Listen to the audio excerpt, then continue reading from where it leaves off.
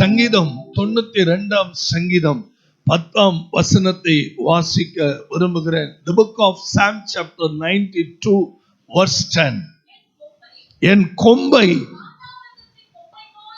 காண்டாமிருகத்தின் கொம்பை போல உயர்த்துவேன். புது எண்ணெயால் அபிஷேகம் பண்ணப்படுகிறேன். புது எண்ணெயினால் அபிஷேகம் பண்ணப்படுகிறேன். அல்லேலூயா, அல்லேலூயா, அல்லேலூயா.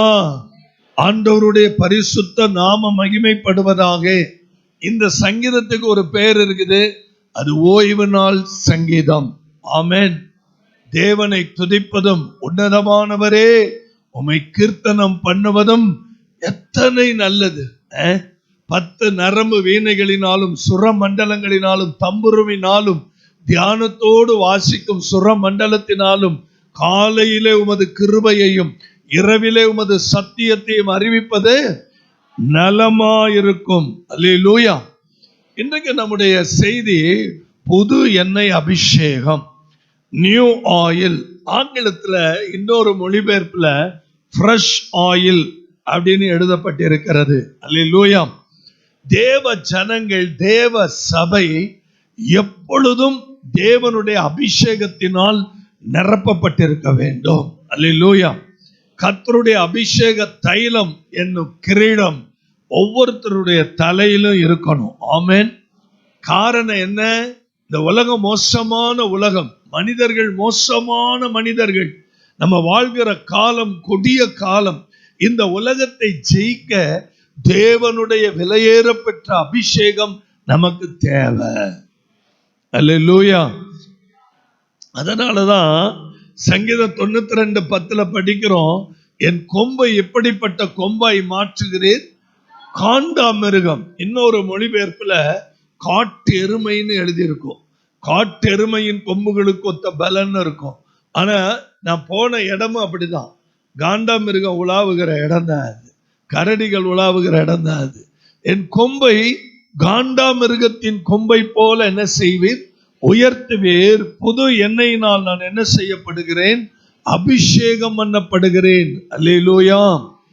வாழ்க்கையில ஒரு காரியம் புதுசு அப்படின்னா நமக்கு எவ்வளவு சந்தோஷமா இருக்கு இல்ல? தினமும் நம்ம ஒரு புது ட்ரெஸ் போடுறோம். நேற்றுக்கு போட்ட ட்ரெஸ் இன்னைக்கு போடுறது இல்லை. தினமும் புதிதாகிறோம், தினமும் ஃப்ரெஷ்ஷா இருக்க விரும்புகிறோம். இது சரீர பிரகாரமாய் நம்மை பேணிக் கொள்வது.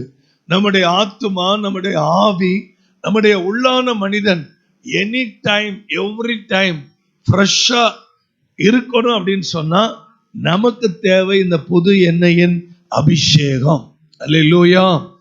எத்தனையோ விஷயங்கள்ல உடைஞ்சு போறோம், எத்தனையோ விஷயங்கள்ல சோர்ந்து போறோம், எத்தனையோ விஷயங்கள்ல நம்மளால சமாளிக்க முடியல. மனித வல்லமைகள், மனித சக்திகள், சத்துருக்கள் நமக்கு விரோதமாய் எழும்பும் போது நமக்கு என்ன செய்யறதுன்னு புரியல.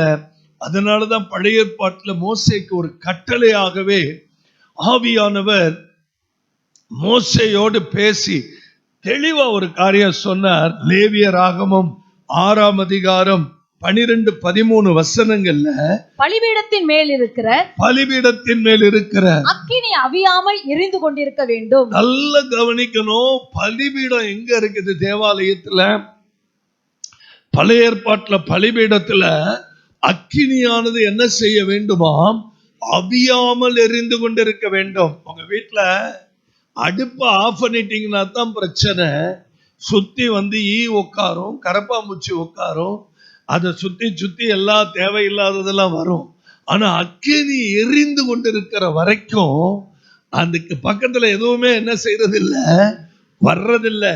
நீங்களும் நானும் அக்கினியா இருந்தால்தான் இந்த உலகத்தின் வல்லமைகளை மேற்கொள்ள முடியும், இந்த உலகத்தின் அசுத்தங்களை மேற்கொள்ள முடியும், இந்த உலகத்தினுடைய பிசாசினுடைய கிரியைகளை நாம் எதிர்கொள்ள முடியும், தேவையில்லாத உறவுகளை நம்ம ஜெயிக்க முடியும்.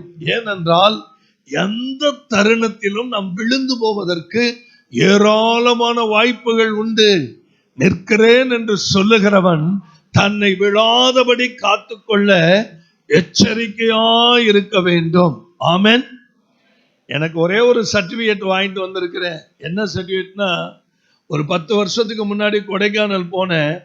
என்னை டெஸ்ட் பண்றதுக்காக கூப்பிடுறாங்கன்னு எனக்கு தெரியாது. ஒரே வருஷத்துல 7 தடவை கூப்பிட்டாங்க. ஆனா ஒரு லாங் கேப், 10 வருஷமா என்னை கூப்பிடல. 10 வருஷத்துக்கு அப்புறம் என்னை திரும்பி கொடைக்கானல் கூப்பிட்டாங்க. அந்த கூப்பிட்ட ஊழியரையும் ஊழியர் மனைவி பேரையும் நான் சொல்ல விரும்பல.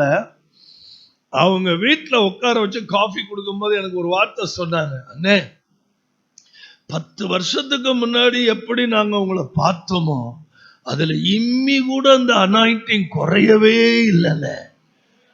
ஆண்டவருக்கு ஸ்தோத்திரம், கர்த்தருக்கு மகிமை. ஆண்டவரே, சாட்சியை காத்து கொண்டது கிருபை, வந்துட்டேன். இப்ப சொன்னாங்க அந்த மேடையில, மனுஷன் 24 வருஷத்துக்கு முன்னாடி எப்படி இந்த மனுஷன் இருந்தானோ இன்னைக்கு 60 வயசுல இப்படி வந்து நிக்கிறாயா, நெருப்பா நிக்கிறாயா, நமக்கெல்லாம் வெக்கமா இருக்குது அப்படின்னு சொல்லத்தக்கதாக கர்த்தர் கிருபை செய்தார். எனக்கு ஒரு வார்த்தை தேவை. இந்த சபை அக்கினியாய் எரிந்து கொண்டிருக்கிற சபையாய் இது எப்பயும் நிக்கணும். ஒரு ஜப குறிப்பை எடுத்தாலும், ஒரு பாட்டு பாடினாலும் நெருப்பு கங்கு விழுகணும் சபைக்குள்ள. இந்த இடத்துல ஒரு மகிமை இறங்கிக்கிட்டே இருக்கணும். இந்த இடத்துல ஒரு தேவ பிரசன்னம் மூடிக்கிட்டே இருக்கணும். செத்தவன் கையில வெத்தலை பாக்கு கொடுத்த மாதிரி இருக்கவே கூடாது. யார் புல்பிட்டுக்கு வந்தாலும் ரவி பாஸ்டர் சொல்வார், ஏறுனது தான் தெரியும், இறங்கவே முடியல நம்பர். ஜவஹர் சாமில் சொன்னார், ஐயோ இந்த கூரை ஷெட்டை பிரிச்சிடாதீங்கன்னு. KS வில்சன் அண்ணன் சொன்னார், அண்ணன் இந்த இடத்தை எங்களால மறக்க முடியாது. மோகன் சி லாசரஸ் சொன்னார், இந்த இடத்துல நின்றுட்டு போகும்போது ஒரு தனி மகிமை. அப்பாத்துரா அண்ணன் சொன்னார், இதை நான் என்ன சொல்லிக்கிட்டே போகலாம். இந்த இடத்துல நின்ன பரிசுத்தவான்கள் சொன்ன ஒரே வார்த்தை, நேரம் போறதே தெரியல, நாங்க இப்படிலாம் பேசக்கூடிய ஆட்களே இல்லை, நாங்களாம் டைம் பார்த்து பேசுற ஆட்கள், இங்க வந்த டைம் போயிட்டே இருக்க. அதான் the presence of God. தேவ விளைக்கரையும் பலிபீடத்தின் மேல என்ன எரிந்து கொண்டே இருக்க வேண்டும்? அக்கினி எரிந்து கொண்டே இருக்க வேண்டும். அப்படி அக்கினி எரியணும்னா என்ன செய்யணும்? ஆசாரியன் காலைதோறும் அதன் மேல் எரியும்படி கட்டைகளை போட்டு, கட்டைனா விறகு கட்டை, கட்டைகளை போட்டு அதன் மேல் சர்வாங்க தகன பலியை வரிசையாக வைத்து அதன் மேல் சமாதான பலிகளின் கொழுப்புகளை போட்டு தக தக தக தக தக தக தகன்னு எரியணும். உள்ளுக்குள்ள பிசாசு நுழையவே விடக்கூடாது. உள்ளுக்குள்ள அசுத்தங்கள் நுழையவே விடக்கூடாது. உள்ளுக்குள்ள பலவீனங்கள் நுழையவே விடக்கூடாது. உள்ளுக்குள்ள சத்தருக்கு இடம் இருக்கவே கூடாது. அல்லேலூயா. சத்தமா ஒரு அல்லேலூயா சொல்லுங்க. பலிபீடத்துல எப்பொழுதும் அக்கினி என்ன பண்ணணும்? எரிந்து கொண்டே இருக்கணும். தந்தை பாடுனாங்க பாருங்க, எரிந்து கொண்டே இருப்பே எப்போதுமே உமக்காய் என் ஜீவன் பிரியும் வரை எரிந்து கொண்டே. யோவான் ஸ்நானகன் எரிந்து கொண்டிருக்கிற விளக்கு. வேதம் சொல்லுது, யோவான் புஸ்தகம் 1ஆம் அதிகாரத்துல 9ஆம் வசனம் பாருங்க, உலகத்தில் வந்து எந்த மனிதனையும் பிரகாசிக்கிற ஒளியே அந்த மெய்யான ஒளி. நம்ம பிரகாசிக்கிற ஒளி இல்ல, எரிந்து கொண்டிருக்கிற ஒளி. யோவான் ஸ்நானகனுக்கு அந்த வார்த்தை வரும் பாருங்க, அவன் எரிந்து பிரகாசிக்கிற விளக்காயிருந்தான். இருக்கா? பின்னாடி படிச்சு பாருங்க, அவன் எரிந்து பிரகாசிக்கிற விளக்கு. ரோமர்ல படிக்கிறோம் 12ஆம் அதிகாரத்துல 11ஆவது வசனத்துல அங்கே பவுல் ரோம சபைக்கு என்ன எழுதுறாரு? அசதியாயிராமல் ஜாக்கிரதையாயிரு. சபையே, நீ அசதியை தூக்கி எறி. முத ஆராதனைக்கு வர்றாங்க, எல்லாம் தூங்குறாங்க. பிரசங்கியாருடைய இருதயம் என்ன பாடுபடும்னு உங்களுக்கு தெரியாது. ஏன்? ஏதோ முதல் சர்வீஸ் போய் அட்டன் பண்ணிட்டு நம்ம சொந்தக்காரன் கல்யாணத்துல போய் உட்கார்ந்துடலாம், காது குத்துல உட்கார்ந்துடலாம். முத ஆராதனையில போய் சும்மா தலையை காட்டிக்கிட்டு. ஆனா சில ஆட்கள் ரொம்ப விவரமான ஆட்கள், தலையே மே மாசம் வாரக்கணக்கில் காட்டல, ஒரே உல்லாசம், அங்க டூர் இங்க டூர் இங்க டூர். எவ்வளவு பிரச்சனை இருந்தாலும் நம்ம டூர் அடிக்கிறத விடக்கூடாது. சில ஆட்கள் அப்படியே ஜாலியா ஜாலியா இருங்க, தப்பு இல்லை. ஆனா ஞாயிற்றுக்கிழமையும் புறக்கணிக்கிறது தான் தப்பு. ஆராதனையும் புறக்கணிக்கிற, வர்றதே ஒரு நாள், அதுவும் 1 மணி நேரம், அதுவும் வந்து உட்கார்ந்து இருக்கிற 3 மணி நேரத்துல 10 தடவை வெளியில எந்திரிச்சு போயிடுறது, என்ன பிரயோஜனம் நினைக்கிறீங்க நீங்க? அசதி. இது பிசாசுக்கு ரொம்ப வசதி, அது உங்களுக்கு தெரியாது. உங்க வசதி பிசாசுக்கு ரொம்ப, உங்க அசதி பிசாசுக்கு ரொம்ப வசதி. நல்லா வந்து உட்கார்ந்துருவான், தலை மேல ஏறி உட்காருவான். அதெல்லாம் நிறைய பேருக்கு தெரியல இன்னும். பாவம், இந்த ஏழை ஜனங்களுடைய கட்டுகளை உடைச்சு ஒவ்வொருத்தருக்குள்ளும் இருக்கிற பிசாசு வெளியேறும்போது, அது கன்னடத்துல என்கிட்ட பேசுது, நான் சொன்னேன் தமிழ்ல பேசு, டிரான்ஸ்லேட் பண்ணின்னு சொல்லிட்டு இருந்தேன். நிறைய பிசாசு தெலுங்குல பேசிட்டு இருக்கேன் என்கிட்ட. அப்புறம் ஒருத்தர் தமிழ்ல என்ன சொல்லுது, கெட்டார்த்தம் சொல்லுதான்னு கேட்டேன். அது என்னை பார்த்த உடனே தெலுங்குல திட்டுது, கன்னடத்துல திட்டுது, என்னென்ன திட்ட முடியுமா? நமக்கு தெரிஞ்ச ஒரே திட்டு, போ, அவ்வளவுதான், ஓடி போயிடுச்சு.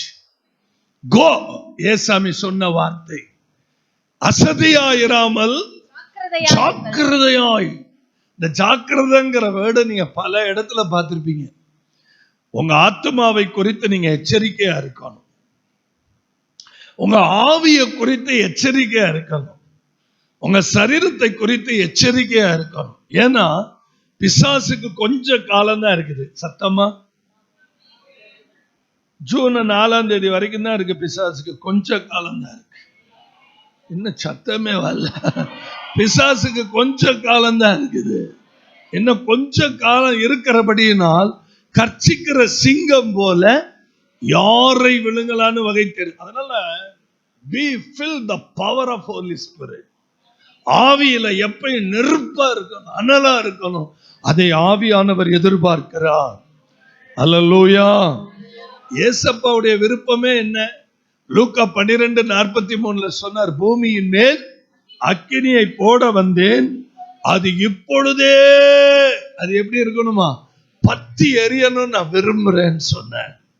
உங்களுக்குள்ள ஒரு கங்கு எரிஞ்சுக்கிட்டே இருக்கணும். பிரதர், எனக்குள்ள ஒரு நெருப்பு எரியணும்னா நான் என்ன செய்யறது?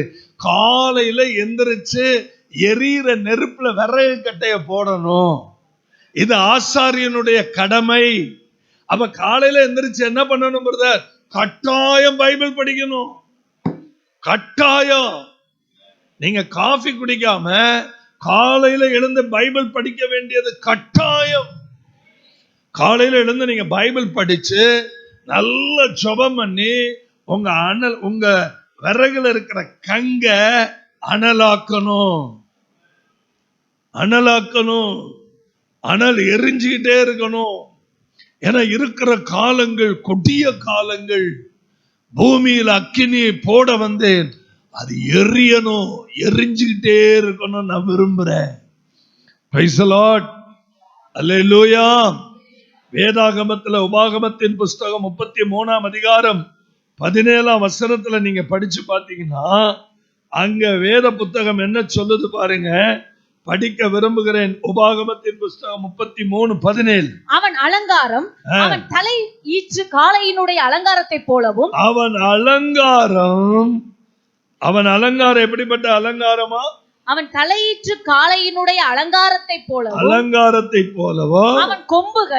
அவன் கொம்புகள் காண்டாமிருகத்தின் கொம்புகளை போலவும் இருக்கும். காண்டாமிருகத்தின் கொம்புகளை போலவும் இருக்கும். அவைகளாலே ஜனங்களை ஏகமாய் தேசத்தின் கடையாந்தரங்கள் மட்டும் முட்டி துரத்துவான். அவைகள் எப்பிராயீமின் 10,000ங்களும் மனாசேயின் 1000ங்களுமானவைகள் என்றான். யோசேப்பினுடைய ஜெனரேஷனுக்கு கர்த்தர் கொடுத்த ஆசீர்வாதம்.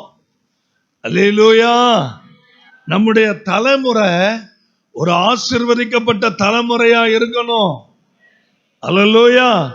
நம்முடைய சந்ததி கர்த்தரை சார்ந்திருக்கிற ஒரு ஜனமா இருக்கணும். Price the Lord. ஒருவேளை இன்னைக்கு நம்ம பார்க்கிற எதிர்ப்புகள், ஏளனங்கள், பயங்கரங்கள், பிசாசுனுடைய ஆக்கிரமிப்புகள், அவதூறுகள், எரிச்சல்கள், கோபங்கள், இவைகளோட நம்ம டெய்லி போராடுறோமே. ஆனால் நம்முடைய சந்ததி எப்படி இருக்கணுமா? முட்டி தள்ளுகிற ஒரு சந்ததியா இருக்க வேண்டும். அதுக்கு தேவை ஒரு காண்டாமிருகத்தின் கொம்புகளுக்கு ஒத்த பலன் நம்முடைய தலைமுறைக்கே தேவை. அல்லேலூயா. அவன் அலங்காரம் நல்லா பாருங்க, அவன் தலையிற்று காளையினுடைய அலங்காரத்தை போலவும் அவன் கொம்புகள் காண்டா மிருகத்தின் கொம்புகளை போல இருக்கும். உங்க பிள்ளைங்களை கர்த்தருக்குள்ள நல்ல வளங்க, ஆவிக்குள்ள நல்ல வளங்க, அபிஷேகத்துக்குள்ள நல்ல வளங்க.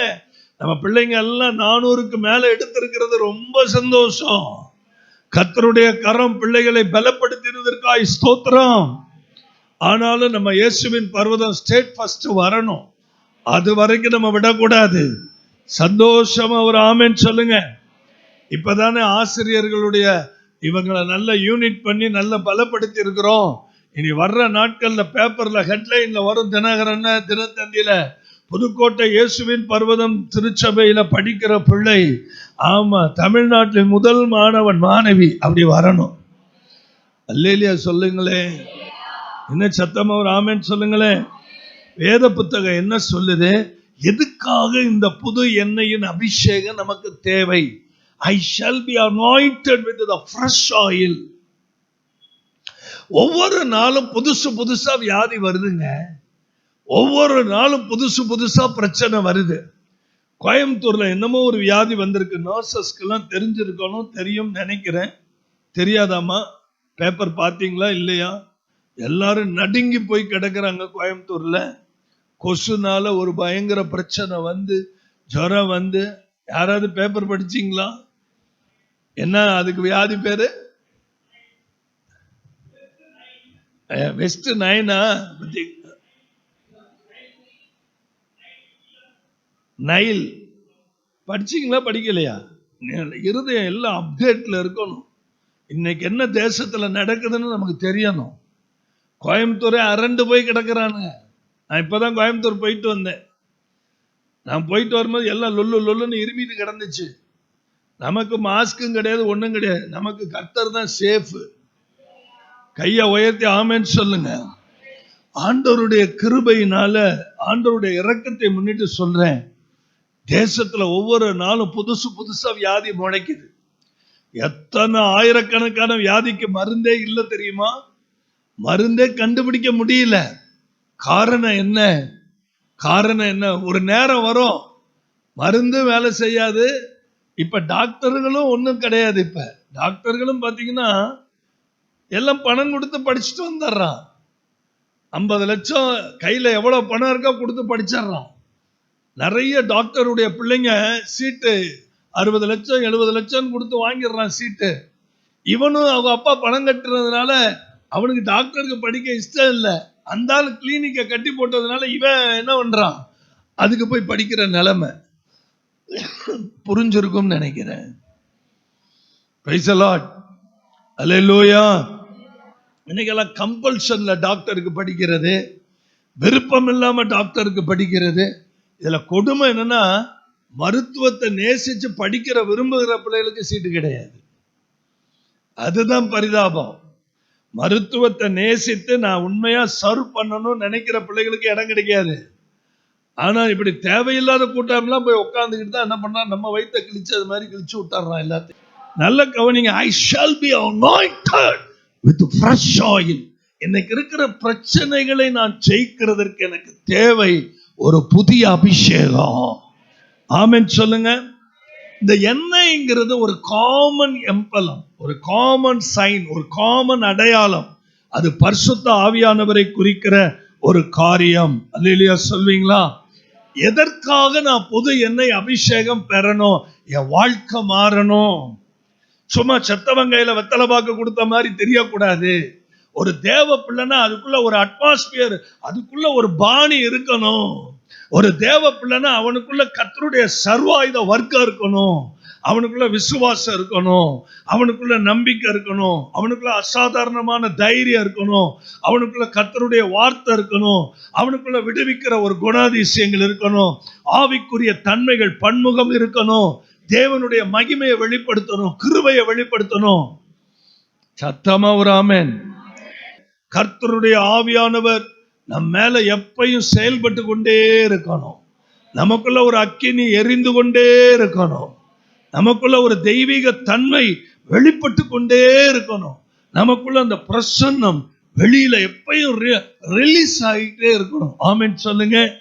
சத்தமா ஒரு அல்லேலூயா சொல்லுங்க. நல்ல கவனிச்சீங்கன்னா இஸ்ரவேல்ல இருக்கக்கூடிய ஆசாரியர்கள் ஆனாலும் சரி, ராஜாக்கள் ஆனாலும் சரி, தீர்க்கதரிசிகள் ஆனாலும் சரி, அவர்களுக்கு எல்லாரும் தேவனுடைய ஒரு சட்ட திட்டம், அவர்கள் எண்ணெயினால் அபிஷேகம் பண்ணப்பட வேண்டும். அல்லேலூயா. சத்தமா ஒரு ஆமென். இந்த எண்ணெய்னு சொல்லும் போது நல்ல கவனிங்க, நல்ல கவனிங்க. இதை எண்ணெய்ங்கிற போது நம்ம சர்ச்சில் அந்த ஆராதனை முடிஞ்ச உடனே நம்ம பாட்டிமார்கள்லாம் ஆளுக்கு ஒரு பாட்டில தூக்கிட்டு வருவாங்க. வாரம் நடக்குது இது. ஒவ்வொரு விதவிதமான கோகனட் ஆயில பார்க்கலாம். இன்னும் கொஞ்ச நேரத்தில் பார்த்தீங்கன்னா ஆளுக்கு ஒவ்வொன்று தூக்கிட்டு வரும். நான் சொல்றேன், முதல்ல எண்ணெயவே நம்மையே நம்புங்க முதல்ல, அப்புறம் எண்ணெயை நம்புங்க. கையை உயர்த்தி சத்தமா ஒரு அல்லேலூயா சொல்லுங்க பார்க்கலாம். எல்லாம் ஆயில் பாட்டிலே கவனம் வச்சிட்டு இருக்கு. ஆயில் பாட்டில ஒரு விக்கிரகமா மாத்திராதீங்க. முதல் காரியத்தை நான் சொல்ல விரும்புறேன். The Lord told Elijah, you shall anoint Elijah as prophet in your place. ஆண்டவர் என்ன விரும்புறார் தெரியுமா? எலியாவே, ஓ ஸ்தானத்துல எலிசாவை நீ என்ன பண்ண? அபிஷேகம் பண்ணு. ஒரு ஃப்ரெஷ் அனாயிண்டிங். முதல் அபிஷேகம் எலியாட்ட சொல்றார். 1 ராஜாக்கள் 19ஆம் அதிகாரம் 16ஆம் வசனத்தை படிங்க. பின்பு நிம்சியின் குமாரனாகிய யெகூவை இஸ்ரவேலின் மேல் ராஜாவாக அபிஷேகம் பண்ணி ஆபேல் மெகோலா ஊரான சாப்பாத்தின் குமாரனாகிய எலிசாவை உன் ஸ்தானத்திலே தீர்க்கதரிசியாக அபிஷேகம் பண்ணி. எலியா, நீ எலிசாவை உன் ஸ்தானத்திலே நீ என்ன செய்ய? தீர்க்கதரிசியாக அபிஷேகம் பண்ணு. கவனிங்க, தீர்க்க தரிசன அபிஷேகம் அப்படின்னா தேவன் தெளிவா ஒரு மனிதனோட ஆண்டவர் இடைப்பட்டு பேசுவார். இரண்டாவது மிக முக்கியமான ஒரு காரியம், யாத்திரையாகமத்தின் புஸ்தகம் 30ஆம் அதிகாரம் 30வது வசனத்தை வாசிக்க விரும்புகிறேன். யாத்திரையாகமம் 30ஆம் அதிகாரம் 30வது வசனத்தை எனக்காக படிங்க. ஆரோனும் அவன் குமாரரும் எனக்கு ஆசாரிய ஊழியம் செய்யும்படிக்கு நீ அவர்களை அபிஷேகம் பண்ணி அவர்களை பரிசுத்தப்படுத்துவாயாக. சத்தமா எல்லாரும் சேர்ந்து ஒரு அல்லேலூயா சொல்வோமா? எதுக்குங்க அந்த அபிஷேகம்? தேவனாகிய கர்த்தர் எலியாவை பார்த்து பேசுகிறார். எலியாவே, இந்த புது எண்ணெய் யார் மேல ஊற்றப்படணும் தெரியுமா? எலிசா மேல ஊற்றப்படணும். ஓ ஸ்தானத்தில் அவனை தீர்க்கதரிசியா வையே. ஆமென். மோசே, நீ யார அபிஷேகம் பண்ணணும் தெரியுமா? ஆரோனையும் அவன் குமாரரையும் எனக்கு ஆசாரிய ஊழியம் பண்ணும்படி நீ அவர்களை அபிஷேகம் பண்ணி அவர்களை என்ன பண்ணு? பரிசுத்தப்படுத்து. அபிஷேகம் எதற்காக? செப்பரேட்டட் லைஃப், ஒரு பரிசுத்த ஜீவியத்துக்காக, ஒரு வேறுபடுத்தப்பட்ட வாழ்க்கைக்காக கர்த்தரால் தெரிந்து கொள்ளப்பட்ட காரியம் இது. அல்லேலூயா சொல்வீங்களா? சத்தமா ஒரு ஆமென் சொல்வீங்களா? தேவனுடைய கட்டளைகளுக்கும் கற்பனைகளுக்கும் நம்ம கீழ்ப்படுகிறோமா என்பதை கர்த்தர் கவனித்துக்கிட்டே இருக்கிறார். ஆமென். நல்ல கவனிங்க. ஆண்டவர் சாமுவேல்கிட்ட பேசுறார். ரொம்ப முக்கியமான 3வது காரியத்துக்கு நான் போறேன். 1 சாமுவேலின் புஸ்தகம் 16ஆம் அதிகாரம் 13ஆம் வசனம் என்ன சொல்லுதுன்னா, 1 சாமுவேல் 16:13. அப்பொழுது சாமுவேல் தைல கொம்பை எடுத்து, சபையார் எல்லாரும் நல்ல கவனிங்க, தைல கொம்பை எடுத்து தாவீதை அவன் சகோதரர் நடுவிலே அபிஷேகம் பண்ணினான். தாவீதை அவன் சகோதரர் நடுவிலே அபிஷேகம் பண்ணினான். கைகளை தட்டி அல்லேலூயா. உங்க வீட்டுல 10 பேர் இருக்கிறாங்கன்னா ஆண்டவர் உங்களையே அபிஷேகம் பண்ணி வேறு பிரிக்கிறார். உங்க அண்ணன் தம்பி எல்லாம் உங்களை பார்த்து சொல்லுவான், அவன் பைபிளை தூக்கிட்டு எங்கேயோ போறான்னு.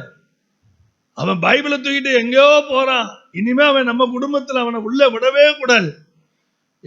நீ உள்ள விடாம போடா.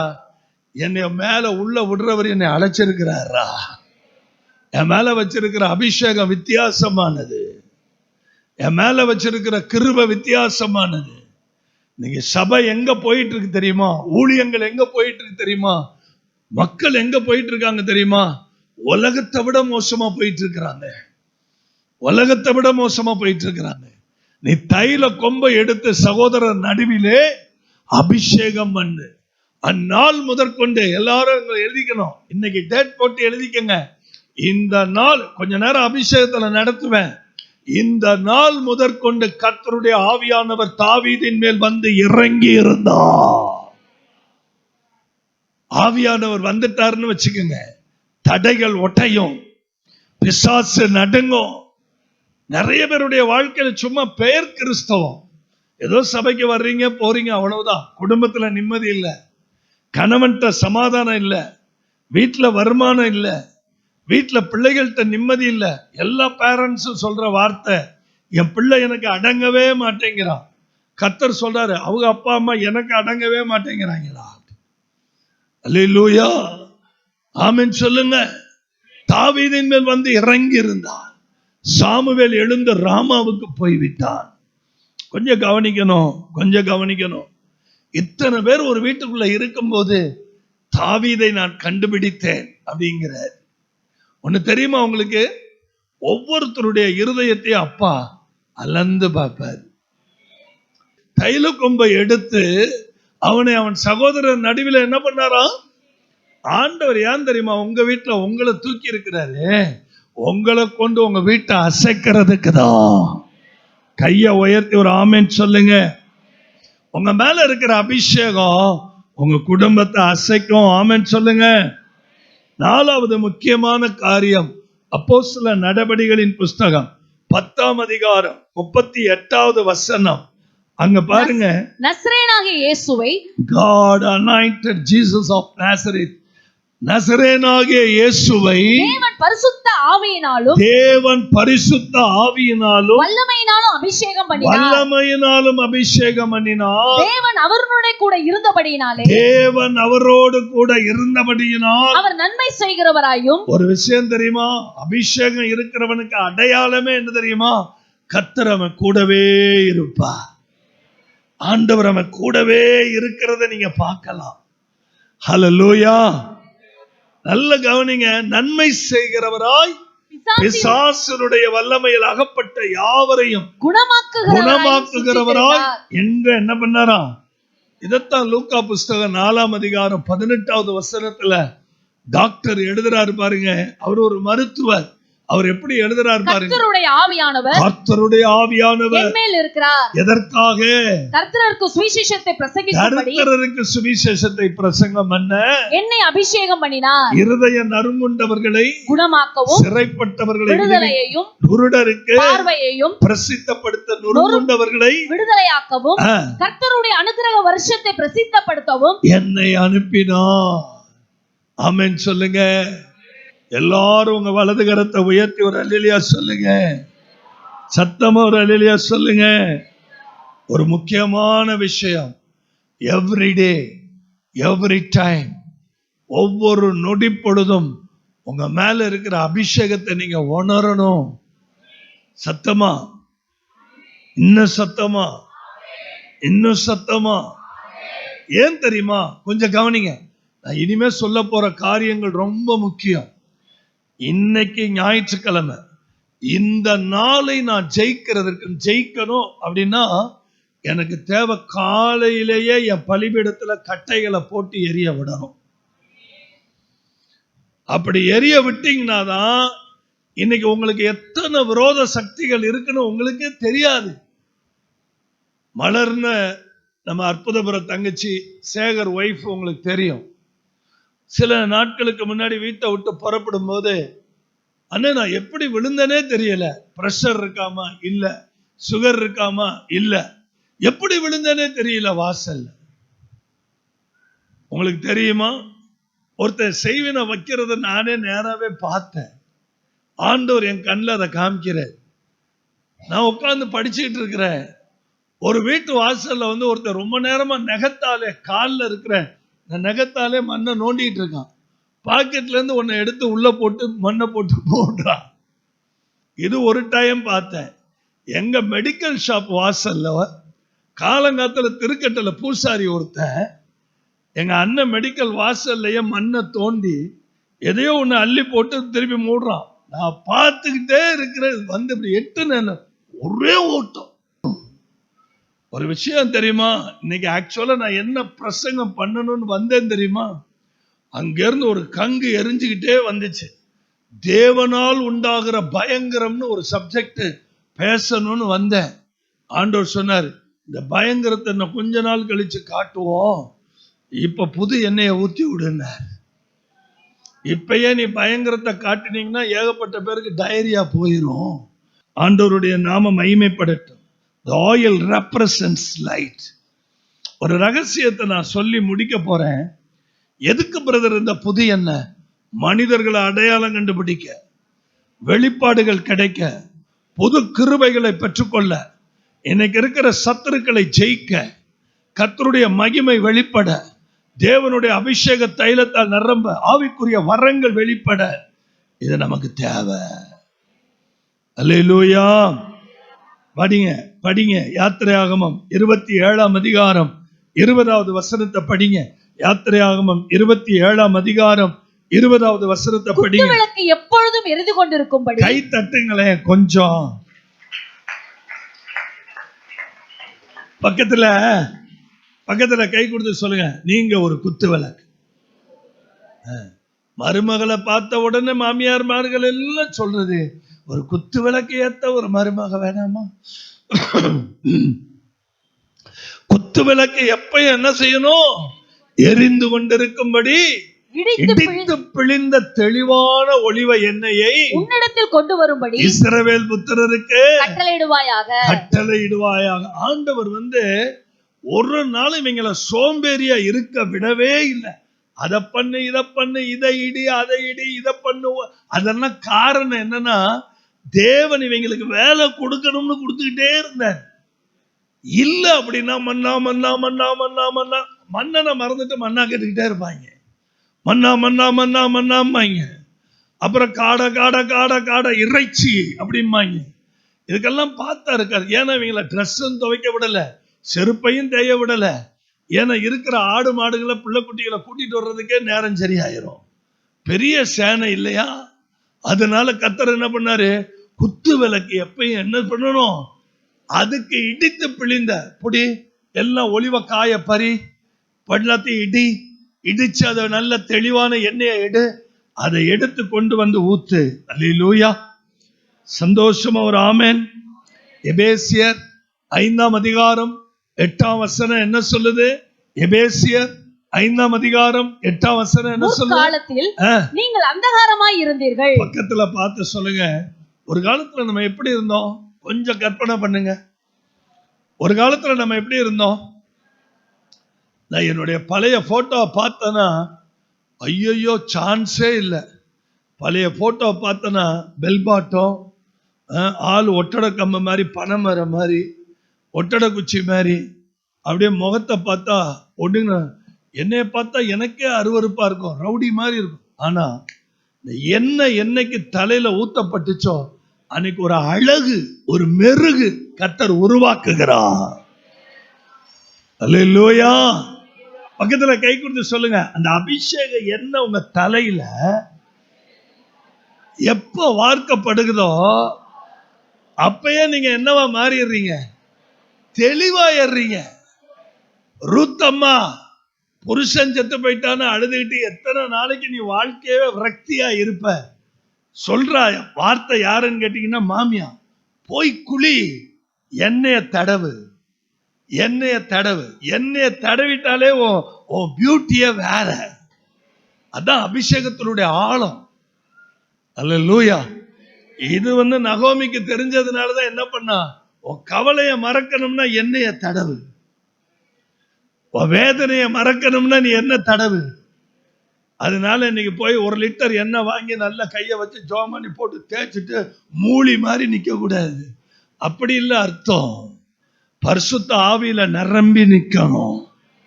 கர்த்தருடைய ஆவியில நிரம்பி நிக்கணும். சந்தோஷமா ஒரு ஆமென் சொல்லுங்க.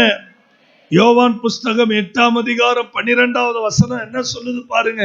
யோவான் 8:12. மறுபடியும் இயேசு ஜனங்களை நோக்கி, நான் உலகத்துக்கு எப்படி இருக்கிறேன்? ஒளியாய் இருக்கிறேன். என்னை பின்பற்றுகிறவன் இருளிலே நடவாமல் ஆ, ஜீவ ஒளியை அடைந்திருப்பான் என்றார். அதே எபேசியர் 5:8 என்ன படிச்சோம்? முற்காலத்திலே நீங்கள் எப்படி இருந்தீங்க?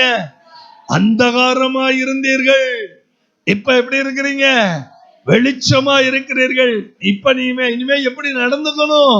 வெளிச்சத்தின் பிள்ளைகளாய் நடந்து கொள்ளுங்கள். சத்தமா ஒரு ஆமென். இன்னும் சத்தமா ஒரு ஆமென். பக்கத்துல கை கொடுத்து சொல்லுங்க, இனிமே நீங்க வெளிச்சத்தின் பிள்ளை. உங்களுக்குள்ள ஒரு பிரைட் இருக்கு. நீங்க ஒரு லைட்டு, நீங்க ஒரு சால்ட். இந்த பூமிக்கு நீங்க ஒரு லைட்டு, இந்த பூமிக்கு நீங்க ஒரு salt. Hallelujah. You are light and salt. இல்லாட்டி சால்ட் அண்ட் லைட். அப்படி சொல்லுங்க பக்கத்துல. நீங்க சாதாரணமான ஆள் இல்லையா? அல்லேலூயா. ஒரு காலத்துல சாராய கடையே கெதின்னு கிடந்த கருப்பையா தானே? திருப்பதி, சாரி அடிக்கடி பேரை மறந்துடுறேன்.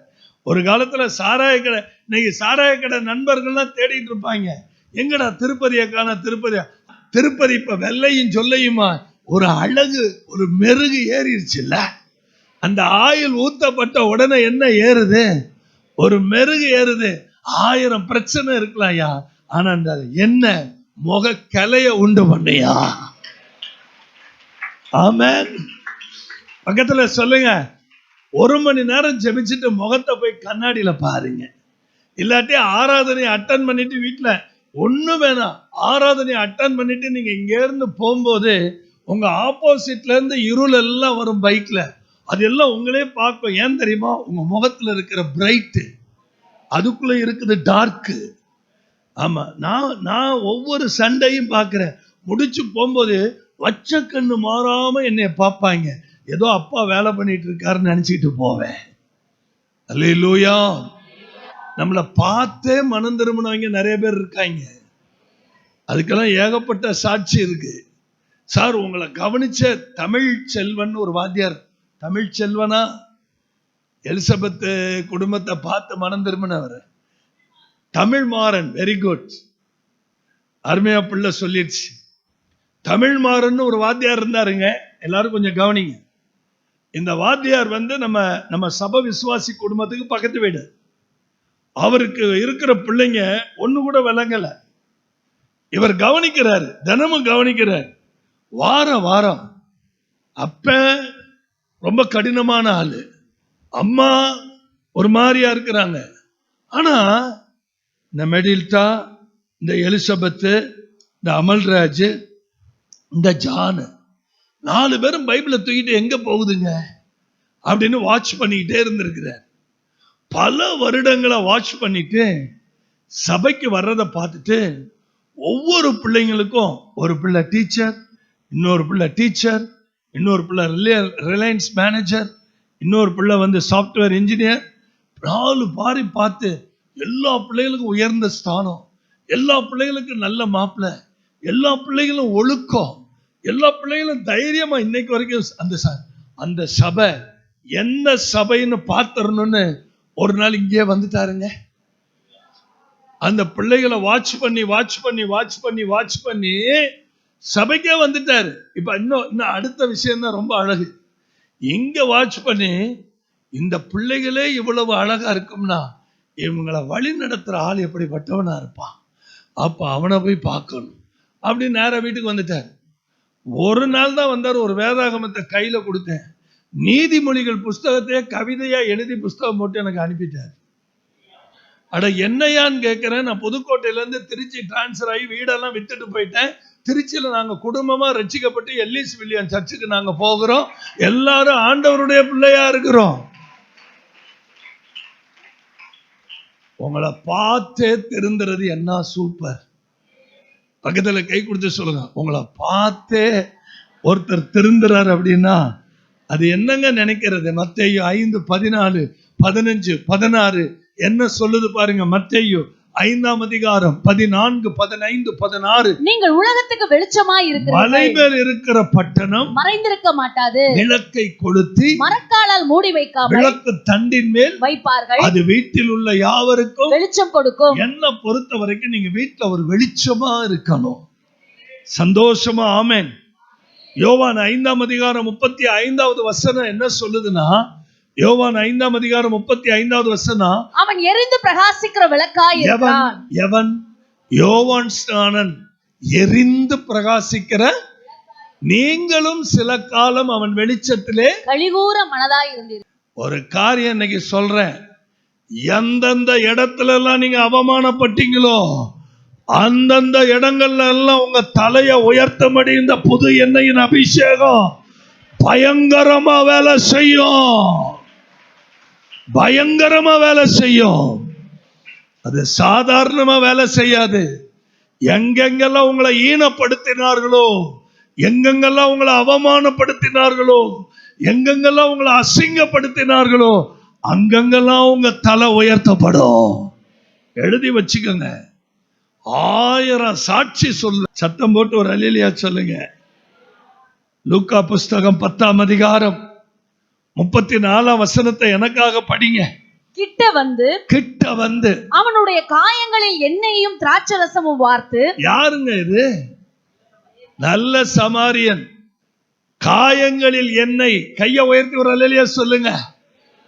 எங்க எண்ணெயை ஊத்தணும்? காயப்பட்டிருக்கிறீங்களா? நான் மட்டும் பட்டிருக்கிற காயங்களை எல்லாம் அவுத்து விட்டேன்னு வைங்க. நம்ம காயத்துக்கு ஒரு அருமருந்து தான் ஃப்ரெஷ் ஆயில். பக்கத்துல கை கொடுத்து சொல்லுங்க, நம்முடைய காயத்துக்கு ஒரு அருமருந்து தான் ஃப்ரெஷ் ஆயில். தங்கச்சி, தம்பி, பெரியவங்களே, எந்த இடத்துல எல்லாம் நீங்க அவமானப்பட்டீங்களோ அங்கெல்லாம் உங்க தலை உயர்த்தப்படும். இந்த எண்ணெயை மட்டும் காலையில எந்திரிச்சு விறகு கட்டையை போட்டு கொளுத்திட்டீங்கன்னா ஜெயம் நம்முடையது, ஜெயம் நம்முடையது. அல்லேலூயா சொல்வீங்களா? இப்ப புரியுதா ஏன் காலையில எந்திரிக்கணும் நான் தலையில அடிச்சுக்கிறேன்? ஏன்? வேதத்தை படிங்க. ஜேம்ஸ் யாக்கோப்பு நிருபம் 5ஆம் அதிகாரம் 14, 15 வசனம் என்ன சொல்லுது? யாக்கோப்பு 5ஆம் அதிகாரம் 14, 15 என்ன சொல்லுது? உங்களில் ஒருவன் வியாதிப்பட்டால் அவன் சபையின் மூப்பர்களை வரவழைப்பானாக. அவர்கள் கர்த்தருடைய நாமத்தினாலே அவனுக்கு எண்ணெய் பூசி அவனுக்காக ஜெபம் பண்ண கடவர்கள். I am the Lord your healer. யாத்திராகமத்துல படிக்கிறோம் 15ஆம் அதிகாரம் 26வது வசனத்துல, நானே உன் பரிகாரியாகிய கர்த்தர், உன் வியாதியை உன்னிலிருந்து. இங்க பாருங்களேன், the oil speaks of the Holy Spirit involvement in the manifestation of healing. நல்ல கவனிங்க சபையார், நல்ல கவனிங்க. பழைய ஏற்பாட்டுல இந்த எண்ணெய் ஒரு அரும் மருந்தாய் பயன்படுத்தப்பட்டது. கீழையாத்துல ரண வைத்தியன் இல்லையோ, அங்க பிசின் தைலம் இல்லையோ, அங்க தைலம். இந்த அம்மா கையில ஒரு தைலம் வச்சிருந்துச்சு, நல்லதும். அது ஆண்டவர் பாதத்துல ஊத்தி ஒரு ஆராதனையே நடத்திருச்சு. ஆசாரியன் கையில ஒரு எண்ணெய், அது பிழியப்பட்ட ஒளிவ எண்ணெய். இன்னைக்கு புதிய ஏற்பாட்டுல இருக்கிற தேவ பிள்ளைகளுக்குள்ள ஒரு எண்ணெய், அது தினமும் எந்திரிச்சு காலையில ஃப்ரெஷ் அனாயிட்டிங். நான் என்ன சொல்றேன், காலையில சாப்பிடுறீங்களோ சாப்பிடலையோ, காலையில குளிக்கிறீங்களோ குளிக்கலையோ, காலையில பல்லு விளக்குறீங்களோ விளக்கலையோ, காலையில 3 மணிக்கு எந்திரிச்சா 1 மணி நேரம் விறகு கட்டைய உடைச்சு நல்லா அனல் மூட்டி கங்கு எரிய விட்டுட்டு வெளியில நெருப்பு எரியும். அல்லேலூயா. நல்ல கைகளை உயர்த்தி ஒரு அல்லேலூயா சொல்லுங்க. நல்ல சத்தமா ஒரு அல்லேலூயா சொல்லுங்க. நான் என் மகன்கிட்ட சொல்லுவேன், நான் பிச்சை எடுக்கிறதுக்கு ஆண்டவர் என்கிட்ட என்னை விடலடா. உன்ன மாதிரி நான் பைபிள் காலேஜில் படிக்கல, உன்ன மாதிரி நான் பெரிய ஆட்களோட பழகல. என் மேல இருந்த கிருபையும் என் மேல இருந்த அபிஷேகமும் எனக்குள்ள இருந்த அழைப்பும் தான் இன்னைக்கு அங்க போய் நிக்க வைக்குது. பெரியவர்களுக்கு ஒத்த அபிஷேகத்தோட நிக்க வைக்குது. பெரியவங்களுடைய அடிவயிறையும் கலக்கிற அபிஷேகம் வச்சிருக்கிறாரா கர்த்தர். அல்லேலூயா. திறமை வேலை செய்யாது, கிருபை வேலை செய்யும். பக்கத்துல கை கொடுத்து சொல்லுங்க, திறமை கிருபை வேலை செய்யும். அல்லேலூயா. இன்னும் சத்தமா ஒரு அல்லேலூயா சொல்லுங்க. நிறைய பேசணும்னு ஆசைதான், நேரம் தானே நமக்கு பிரச்சனை.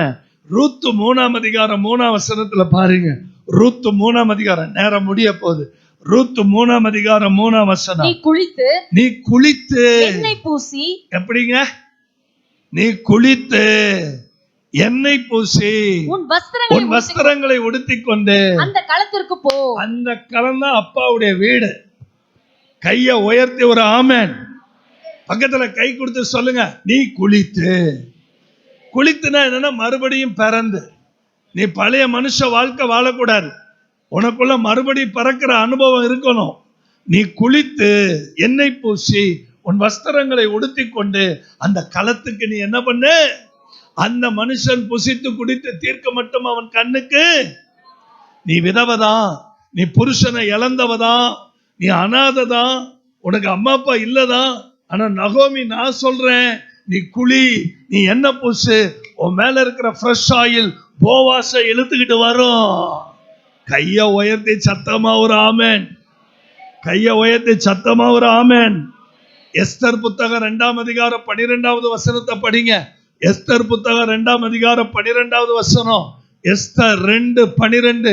ஒவ்வொரு பெண்ணும் 6 மாதம் வெள்ளை போல தைலம். கண்ணு முடிச்சிருக்கிறவங்க அல்லேலூயா சொல்லுங்க. வெள்ளை போல என்ன தெரியுமா? அது ஒரு புழு அப்படின்னு ஆங்கிலத்தில் எழுதியிருக்கு. White mom's. இன்னும் சொல்ல போனா அது ஒரு திரவம், ஒரு புழு கக்கிற திரவம். அந்த திரவம் ஒரு முள்ளு செடியிலிருந்து முளைக்கிறது. ஆப்பிரிக்க தேசத்துல அதிகம். அதனுடைய வாசனை அது அவ்வளவு காஸ்ட்லி. குழந்தை இயேசுவா பிறக்கும் போது அவருக்கு வந்த சாஸ்திரிகள் கொண்டு வந்த ஒரு சாஸ்திரி என்ன கொண்டு வந்தாரு? வெள்ளை போலம். எல்லாரும் கொஞ்சம் கவனிங்க. ஒவ்வொரு பெண்ணும் தன்னை அலங்கரிக்கணும். எப்படி அலங்கரிக்கணுமா? 6 மாதம் வெள்ளை போலம், 6 மாதம் கந்தவர்க்கம். ஸ்திரீகளுக்குள்ள மற்ற சுத்திகரிப்புகள் ஜோடிக்கப்பட்ட நாட்கள் நிறைவேறி விதமாய் ஸ்திரீகளின் முறைமைப்படி 12 மாதம் செய்யப்பட்டு தீர்ந்த பின்பு ராஜாவாகிய அகாஸ்வேருவினிடத்தில் பிரவேசிக்க. நான் ஒண்ணே கேட்கிறேன், வீணா போனி மண்ணோட மண்ண மக்க போற டே அகாஸ்வேரே, உனக்கு முன்னாடி ஒவ்வொரு பெண்ணும் இவ்வளவு அலங்காரமா வரணும்னா, மணவாட்டியாகிய நான் என் மணவாளனை சந்திக்கிறதற்கு நான் எப்படிப்பட்ட ஆடையை உடுத்த வேண்டும், எப்படிப்பட்ட அபிஷேகத்தோடு வர வேண்டும், எப்படிப்பட்ட ஒரு மேன்மையோடு இருக்க வேண்டும், எப்படிப்பட்ட ஒரு கிருபையோடு இருக்க வேண்டும், எப்படிப்பட்ட ஒரு தெய்வீகத்தோடு இருக்க வேண்டும், எப்படிப்பட்ட ஒரு வெளிப்பாடோடு நான் இருக்க வேண்டும். மண்ணோட மண்ணை மக்க போற ஒன்ன ஒரு பொண்ணு சந்திக்கணும்னா 12 மாசம் அவளை சுத்திகரிக்கணும்னா, என் தகப்பனை சந்திக்க நமக்கு எவ்வளவு பெரிய சுத்திகரிப்பு தேவை. அல்லேலூயா. கைகளை உயர்த்தி ஒரு அல்லேலூயா சொல்லுங்க. இன்னும் சத்தமா ஒரு அல்லேலூயா சொல்லுங்க. இன்னும் சத்தமா ஒரு ஆமென் சொல்லுங்க. எபேசியர் 5ஆம் அதிகாரம் 15ஆம் வசனத்தை பாருங்க. எபேசியர் 5ஆம் அதிகாரம் 15ஆம் வசனம். ஆனபடியினாலே நீங்கள் ஞானமற்றவர்களைப் போல நடவாமல் ஞானமுள்ளவர்களைப் போல கவனமாய் நடந்து. ஞானமுள்ளவர்களைப் போல கவனமாய் நடந்து. என்ன பிரதர் அப்படி கவனமாய் நடக்கிறது? The oil concern revelation. The fresh oil concern revelation. எதுக்குங்க அந்த புது எண்ணெய்? உங்களுக்கு வெளிப்பாடுகளை கொடுப்பதற்கு. வாசிங்க லேவியர் ஆகமம் 2ஆம் அதிகாரம் 4ஆம் வசனத்தை எடுத்து படிங்க. லேவியர் ஆகமம் 2ஆம் அதிகாரம் 4ஆம் வசனம் படிங்க பார்க்கலாம். அடுப்பில் பாகம் பண்ணப்பட்ட, நீ படைப்பது அடுப்பில் பாகம் பண்ணப்பட்ட போஜன பலியானால் அது எண்ணெயிலே பிசைந்த மெல்லிய மாவினால் செய்த புளிப்பில்லாத அதிரசங்களையாவது எண்ணெய் பூசப்பட்ட புளிப்பில்லாத அடைகளையாவது இருப்பதாக. நல்ல கவனிங்க. பழைய ஏற்பாட்டுல எண்ணெய் எடுக்கணும், மாவை பிசையணும், அதிரசம் சுடணும். ஆனா புதிய ஏற்பாட்டுல மத்தேயு 4:4, லூக்கா 4:4 சொல்லுகிறது, மனுஷன் அப்பத்தினால் மாத்திரம் அல்ல, தேவனுடைய வாயிலிருந்து பிறக்கிற ஒவ்வொரு வார்த்தையினால் என்ன பண்றான்? The word of God is the eternal bread. நல்ல கவனிக்கணும். ஆண்டவருடைய சரீரம். ஒவ்வொரு முறையும் பந்தியில நம்ம முதல் வாரத்துல எடுக்கிறோமே பந்தி, அந்த ஒரு பந்தி எல்லாவித சத்துருக்களுக்கு முன்பாக ஆயத்தப்படுத்தப்படுகிறது. கைகளை உயர்த்தி சத்தம் போட்டு ஒரு அல்லேலூயா சொல்வீங்களா?